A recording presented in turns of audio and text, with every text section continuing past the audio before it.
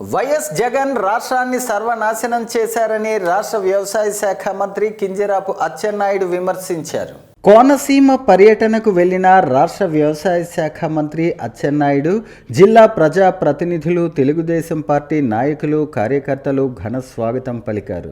కాకినాడ సమావేశంలో ఆయన పాల్గొన్నారు. ఈ సందర్భంగా ఆయన మాట్లాడుతూ 5 ఏళ్లలో 5 లక్షల కోట్లు అప్పు చేసిన ఘనత వైఎస్ఆర్సీపీకి చెందుతుందన్నారు.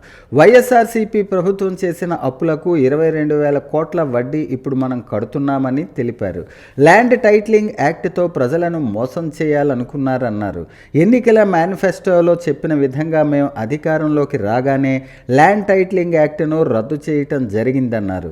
మత్స్యకారులకు జగన్మోహన్ రెడ్డి ప్రభుత్వం మోసం చేసిందన్నారు. మత్స్యకారుల జీవనోపాధి పెంచేందుకు కూటమి ప్రభుత్వం కృషి చేస్తుందని తెలిపారు. వేట నిషేధంలో ఉన్న మత్స్యకారులకు 20,000 ఆర్థిక సాయం చేయటానికి సన్నాహాలు చేస్తున్నామని పేర్కొన్నారు.